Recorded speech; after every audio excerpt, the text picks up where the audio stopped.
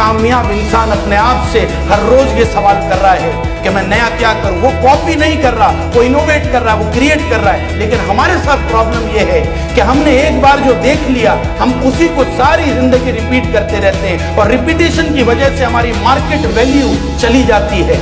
एक बाप अपने बेटे के साथ गांव से गुजर रहा होता है तो बहुत रश लगा होता है, तो बाप और बेटा उतरते हैं तो देखते हैं कि एक आदमी ज़ारो कतार रो रहा है।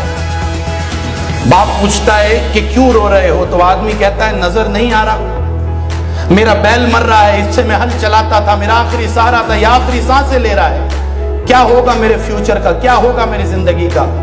तो बच्चे का बाप बोलता है इसमें परेशान होने की बात नहीं है, अभी मर रहा है, मरा नहीं है, जाके छुरी लेकर आओ, इसको ज़िबा करो, इसका गोश्त बेचो, खाल बेचो, सरी पाए बेचो और छोटा सा एक बछड़ा खरीद के लाओ, उसको पालो पोसो, कुछ अरसे में तुम्हें एक नया बैल मिल जाएगा और तुम्हारी जिंदगी वैसे ही गुजरेगी।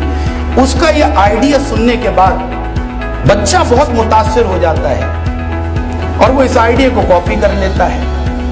वक्त गुजरता है, बात आगे बढ़ती है। एक रोज फिर जा रहे होते हैं, रश लगा होता है सड़क के किनारे। बेटा अब्बा को बोलता है अब्बा आज आप चुप रहेंगे, मैं इस प्रॉब्लम को सॉल्व करूंगा।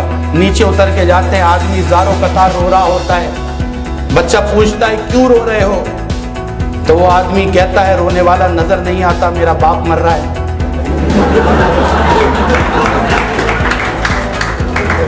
बच्चा कहता है अभी मर रहा है, मरा नहीं है, जाओ जाके छुरी लेकर आओ,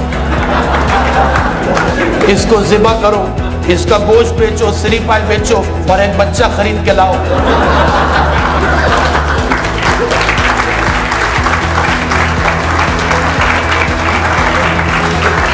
उस बच्चे को पालो पोसो, कुछ अरसे में तुम्हें नया बाप मिल जाएगा। Stop कॉपिंग and start creating, for God sake something. कुछ अपना लेकर आओ, नहीं तो फंसोगे और मरोगे किसी दिन।